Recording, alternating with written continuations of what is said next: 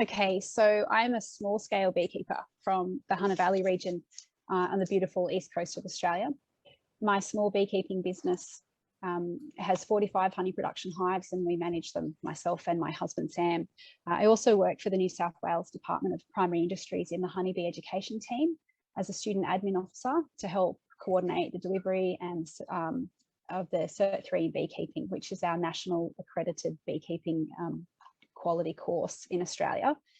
So tonight's webinar, as Cooper's sort of already touched on, it's just to discuss some points of honey quality assurance and what it means for you, why you should care about it, and how we can aim to support you in the Pacific regions to improve your beekeeping business through a series of online mentoring sessions on honey quality assurance. So we're going to start a few little bits and pieces. So I will elaborate, but I'm trying to keep it to about 10 minutes. So I'll have to work really hard on that. So the principles of honey extraction, equipment and food safety, record keeping and storage, and the next steps for successful honey, where we want to take you guys, if you're willing to come on a journey with us. So the principles is best practice always. Now it starts with understanding honey properties and what is honey. So honey is produced by the action of bees sucking and collecting nectar from pollen and living parts of flowering plants. They combine it with substances in their guts and they ripen that to be stored in the honeycomb. The main sugar in most nectars from flowers is sucrose, and bees change this sucrose through that process of making honey into different sugars like glucose. And generally, once they've dehydrated that sugar, it's less than 21% water, which is usually a little bit acidic. And it also stops lots of different types of bacteria from surviving in the honey. So it's important that we're getting honey in a hive from flowers, not from other sources like sugar, and that we're selling a natural raw honey product that maintains the flavour and the antibacterial properties of honey as a natural healthy food product. We can see in some of these images some quality issues that consumers might realise at the time of purchase. They may choose not to purchase if they see these sorts of things, or they might have this honey at home and they think, oh, this isn't right, I don't like this, it's looking a bit odd. So this couple of these images are showing that the honey is actually candied, and this can happen fairly often.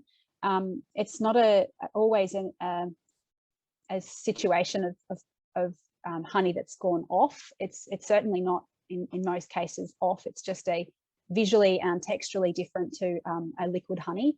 But when we don't heat honeys at all, the sugars over time can do this. They can crystallize, and it makes for a different product altogether. We can remove those crystals by heating the honey, but we don't want to do that for too long. So keeping the heat lower than 45 degrees and not heating it for longer than 12 hours at a time can make sure that honey will last on a shelf for a little bit longer. But if we don't do that process as a beekeeper, we can actually maybe consider putting a label on our jars that describes this action of gently warming the honey to make sure that those sugar crystals can go back to a liquid form. And the picture here too that I'm showing, and the bottom one is some bubbles of honey that's potentially been extracted and not stored to let settle. And that honey's been put in a jar, and all those little lovely bubbles are really, they're fine to eat. There's nothing wrong with them. It just aesthetically looks a bit different for most consumers. They might not want to see that in a jar when they're buying it. So what's quality assurance? It's a way of preventing mistakes and defects. It's about managing every stage of the process of production. And a part of our aim with this webinar series is to really educate all of you about the process from the hive to the bottle, and making sure that we're fully aware of the fact that when the bees bring in that nectar and make honey, that we're treating that as a food product for human consumption, and that it's safe, free from chemicals, and honey as it's expected to be from bees, and not something else that maybe we're used to seeing it as a bad quality honey on a product of a shelf or something like that. So assessing your honey production process is the first step that you should take to understand where your business can identify issues and improve the quality of your honey and be a better honey producer. So where we reduce risks, we also increase the quality. So ripe honey, you can see this beautiful frame of honey on the top left is fully capped. It's ready to be extracted by the beekeeper. We know that this honey has been created from a honey source of trees and flowers, not necessarily a honey sugar syrup. So hopefully when you're taking honey off, you know where the bees have been foraging, and that's your take on you want to remove this honey while it's good. Down the bottom on the left, we have got a blue little avoid. Now, if you could take that frame and give it a good shake and no nectar drips out of that frame, and it should be okay to take that honey off. If honey drips out when you're doing that, it's generally an indication of a more than 21 or more than desired amount of moisture in that frame. So it's not the best honey to take off and put in a storage capacity. Definitely avoid the top one. That's not capped at all, and that honey is potentially full of water and not really safe to put in jars for people. It could ferment really quickly, and that's a quality you don't want to see. And consumers may, turn away from buying your product again, or they might request a refund because they're not happy with that product. And definitely the bottom one on the right, that one's got brood, and we don't want any honey in our brood. Our customers certainly don't want that. So we definitely avoid extracting any honey that has brood in it. So it's a given. Hopefully we're all aware of that. It can change the taste, especially even if the bits of bees have been removed. It certainly will change the flavour of the honey, and wherever we can, we chuck those frames back in and don't take the honey off. So let's talk about equipment and food safety. All your equipment should be safe to use for you and anyone that works with you. Wherever possible, food grade, so stainless steel and food grade plastics. I've shown a really amazing extraction plant from a big producer in Australia. The main aim of that was just to show, that's a huge facility, but at every level you can improve the process. So this is about getting through a lot of honey at a lot of, in a big capacity, but that's a stainless steel extractor. Wherever possible, this little handheld what do we call it, Cooper? A hand worked extraction. That one will actually do the same job. It's just that you're working really hard to get that honey out. It's still a stainless steel extractor, so the honey is not going to come into contact with something that's, say, aluminium or galvanized. So those two types of metals will corrode when honey comes into contact with it. Honey's so acidic that you're putting a bit of an issue together there if you're putting aluminium and honey. So please try and avoid that, and especially if you've got any wooden products. We'd like to try and take those out of the process. So wherever possible, some really good food grade plastics.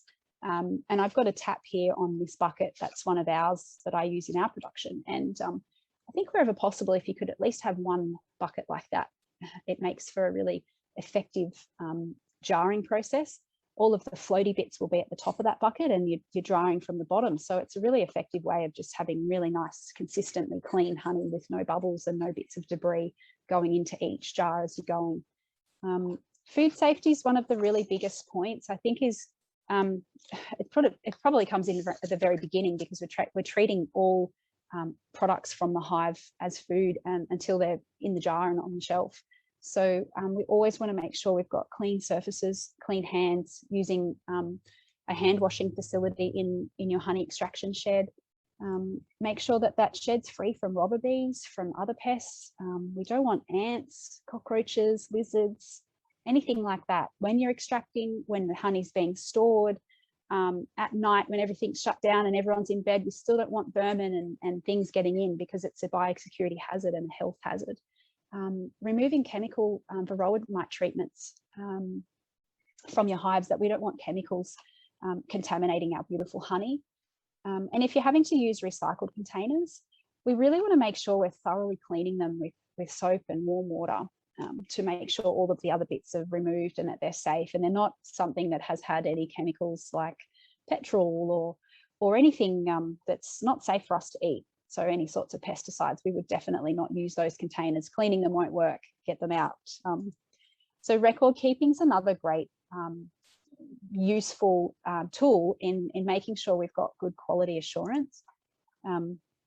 Every time we extract honey, we really should be taking documents down and information down about what's happening in that process. So We record details in a book about the date that we took the honey off, the floral source if we know what it is, the hive where it's from, or an apiary if we've only got one hive, or if we've got a couple of hives, we might write the number down of how many, how much honey we took off in weight, and the location of those hives that the bees were in, and create a new batch number each time we take honey off, so that we can keep a record, and we use that batch number on our labeling. So our customers will then be able to say, okay, I've had an issue with this batch 7.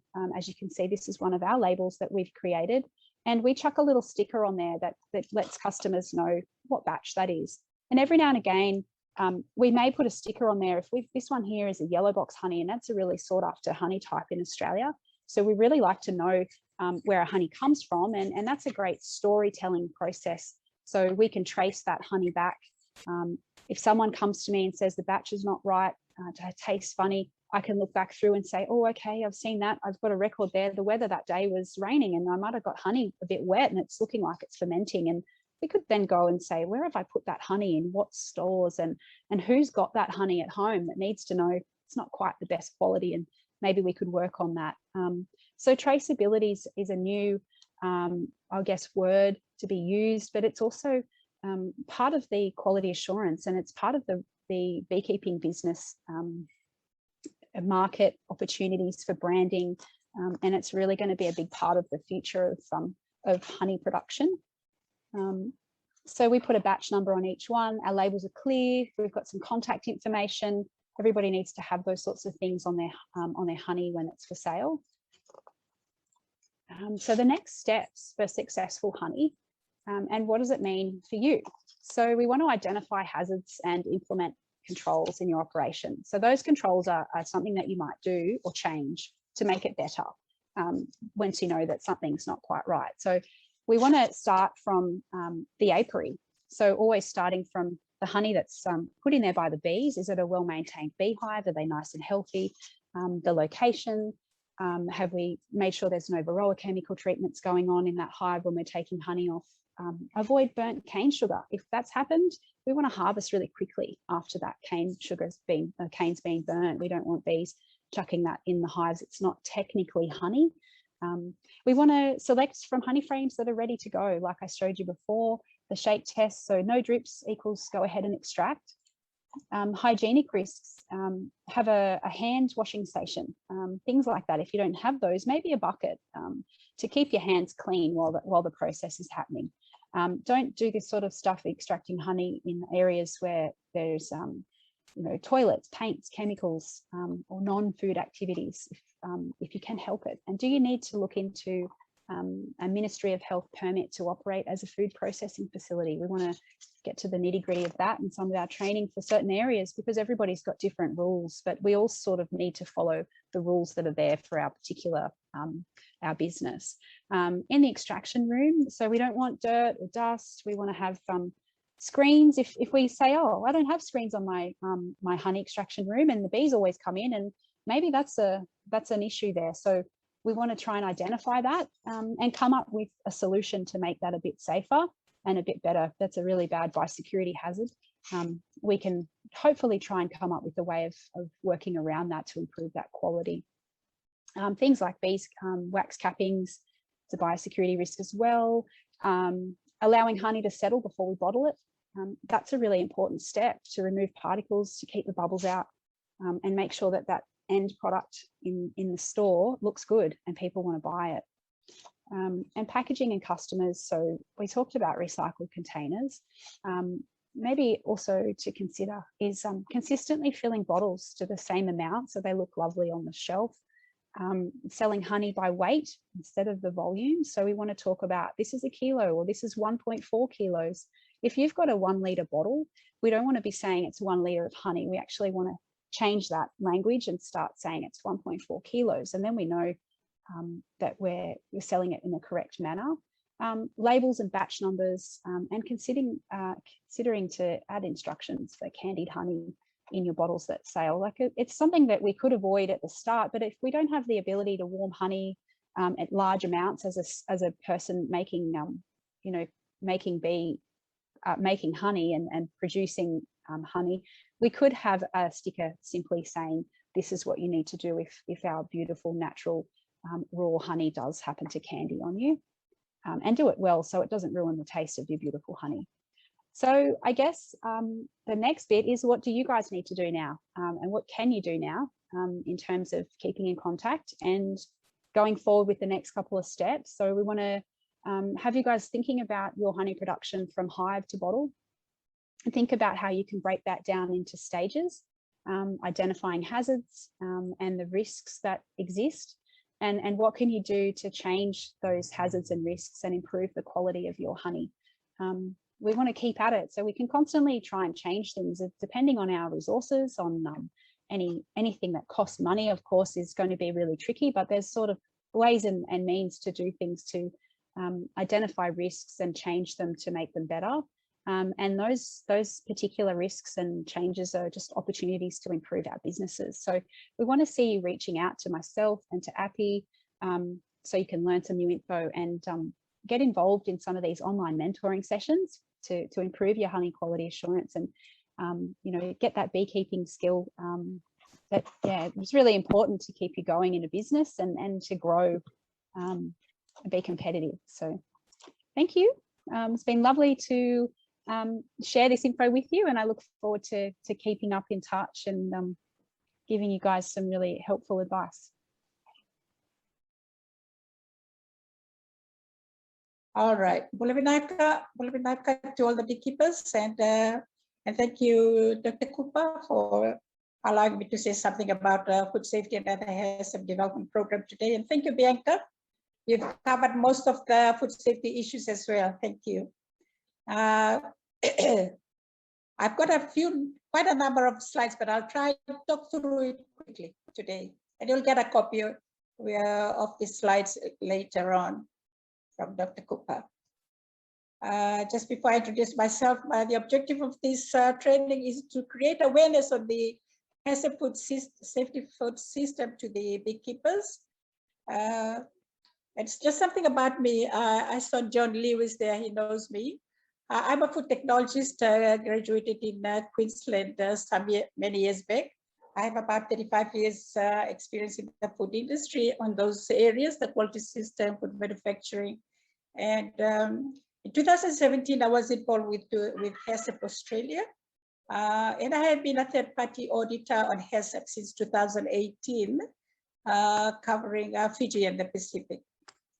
And I'll soon be the organic and SGS auditor as well, going to the training now. So that's interesting.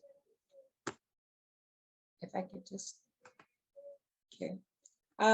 What is HACCP? It's a risk management strategy to systematically identify, assess, and control the hazards so that it can reduce food safety incidents. Sorry. And how do we manage these risks? Firstly, we identify the hazards that are linked to the issue. Then we assess the risks of those hazards from high to low, and then we control the hazards by removing, isolating the systems or by protection. And the hazards there are three: the biological, chemical, or physical, that has the potential to cause an adverse health effect when they are present in an unacceptable level. And the three potential hazards are chemical, physical, and biological. And I've been asked by many companies, why do we need it? We don't need HACCP. We've already been selling our product overseas. We don't need HACCP. But you know what? Consumers are now more educated. They now read labels. They now look critically at what they buy. And consumers want safe food. And customers demand assurance of safety. Even the governments, they all legislate for the safety of the food. And it's an extremely effective means to reduce the hazards or the risks. With the major food incidents, which is worldwide now, it involves biological, chemical, and physical risk and hazards. So wide range of cases are coming from the raw material, mishandling, cross-contamination, and the rest, the inadequate maintenance and all that. The estimated food poisoning cases in Australia each year is about 5.2 million. And consumers blame 81% of these cases coming from the retail food. Let's look at the chemical hazards. In excess of these chemical hazards can be dangerous, crop pesticides, agriculture pesticides, and so on. Lubrications and chemicals.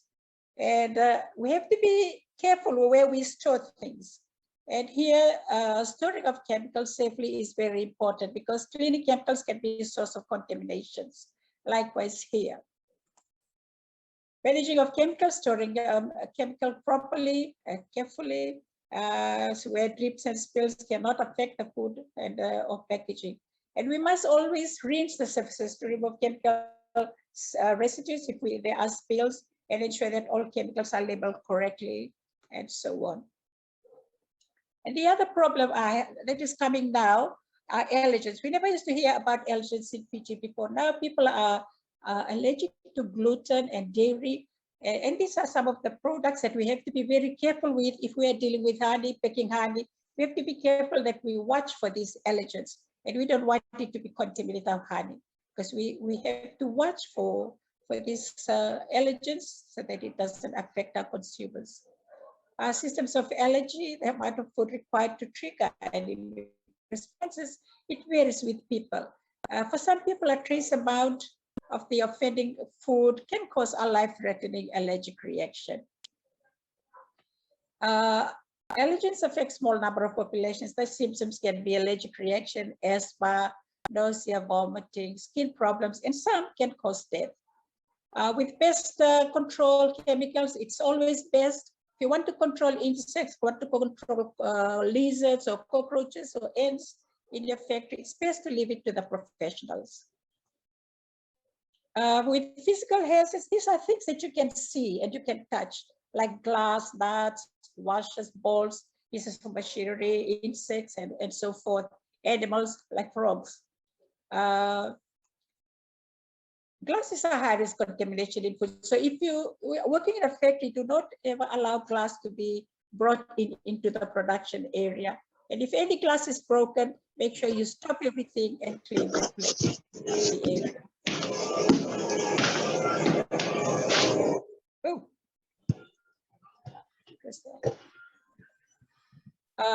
Another physical hazard is the wood. This is high risk and it contaminates the food. So do not bring wood into the processing facility, like cutting boards or kettles.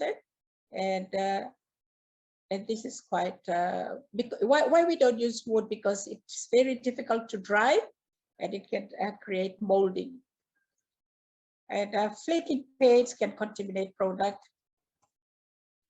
Another one is a metal, which is a high-risk contaminating food. So we have to ensure that nails and screws don't get into the product, and that damaged machinery can allow pieces of metal to enter into the food. So we have to be very careful with food contact surfaces. They must be properly cleaned after drilling or welding or some maintenance work.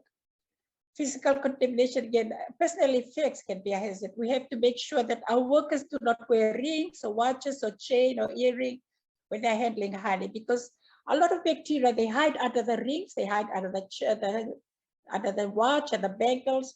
So do not allow the workers to wear jewelry while working. So personal effects can be hazards. They must wear the uniform correctly and not to be using jewelry, earrings or chains or whatever. Biological hazards, these are food poisoning coming from illnesses causing pathogens, microorganisms in food, and commonly these microorganisms are bacteria. But some molds and viruses can also be pathogenic. Okay, just skip there. I will go straight into the introduction to hazard. Just briefly, what is hazard? It's hazard analysis critical control point, and it focuses on safety to stop people getting sick. And this was developed by NASA when they were sending astronauts over to the moon, out into the space.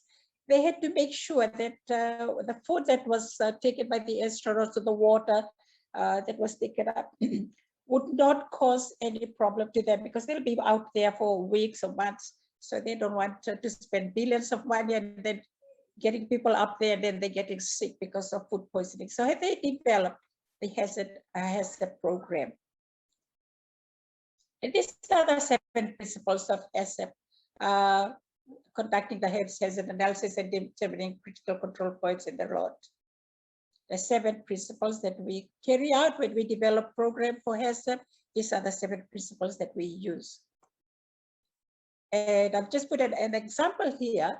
If we were to define the control points for honey, I'm just saying an example here. If we were to control yeast of fermentation in honey by pasteurization, for an example, if we heat it to 63 degrees for 30 minutes, we set critical limits at would be levels of yeast must be 0 after 30 minutes of heating if we achieve the temperature and maintain it at 63 degrees C. We establish the monitoring, so we continually check the temperature to be 63 degrees and we record this. And we establish corrective action. If the temperature does not reach 63 degrees, then we have to do something about it. In an automatic process, automatic pasteurizer, there had to be a divert system to ensure that the temperature reaches 63 degrees. And then we verify the system. We check the chart record, and then we test whether there are any more yeast levels in the honey. Then we establish the documentation by having a standard operating procedure and have records and the traceability. So the HACCP complete system is to do with the training. I would start with training. You have to train the management, train the workers to understand what HACCP system is all about, those 7 principles that I showed you. They have to understand all those. And from there, you develop a manual that has to be followed. And there are support programs like hygiene. These are prerequisite program. Hygiene, personal hygiene, and factory hygiene. Like Bianca has mentioned something about the factory state cleanliness and personal cleanliness. So that's all about food safety. People must be clean. There are tools and equipment must be clean. The uniform must be clean. And then go to pest control. Pest control, like I said, use the licensed pest control companies. They are better at their job. It's best to use them. With cleaning and sanitation, like again, the cleanliness of your factory, cleanliness of your equipment, your gear, your tools, they must be clean. The benches, containers that you're going to be using for honey, even your packaging material must be safely kept somewhere and ensure that there's no pests going into the, no ants or cockroaches going to those packaging material. With vendor, like if you are buying bottles, buying plastic buckets, so you make sure that they are supplying you with food grade material. And if you are buying honey from other sources to be able to increase your volume, you make sure they are practicing good hygiene practices and that they are not supplying you poor quality honey, because you are the one who's going to be distributing the honey and you're the one who's going to be in trouble if something goes wrong. So ensure that you have all your vendors listed and they set their contacts, and ensure that you visit them if they are honey suppliers, visit them now and then to make sure that they are practicing good safety issues or safety practices.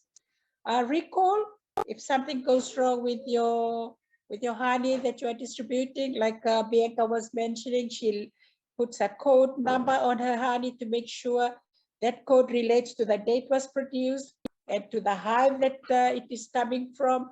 That is very important for when you have a good record. There's a good traceability for your honey that is sitting on the shelf. It has a good batch code. You would be able to trace that back to the very day you harvested your honey. So there should be a good traceability from the supermarket right through to your hive and the day it was harvested. That is very important. What's left? Auditing.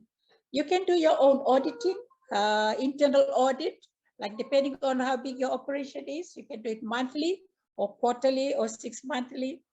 Just checking, just making sure that you are doing the right thing, that you are controlling your practicing safety measures and all that. And then you can have external audit if you are if you have if you are into certification, that's when you have external auditors coming through to do your audits. That's just about records. And remember that if you are not careful, contamination through physical, biological, and chemical, that can kill your business because it can damage your reputation. Sorry. And remember, if it happens to you, to your honey, if you from better, there's Facebook there's media, they all talk about, they not only talk about good things, but they love to talk about bad things. So if one of your honey is causing sickness from somewhere, everybody will come to know, and it'll spoil your reputation. So what can we do for you? HACCP Australia is here in Fiji to assist you. Couple of things: we can do training in HACCP for you and your workers, and we can provide certificates after that. Or we can develop your food safety program or HACCP system so it can be internationally recognized or accredited. And that is a benefit for you if you intend to export your honey. And like Bianca said, we are here. We are here to help you. And I'm here to help you as well locally. And that's it. Thank you very much for your attention.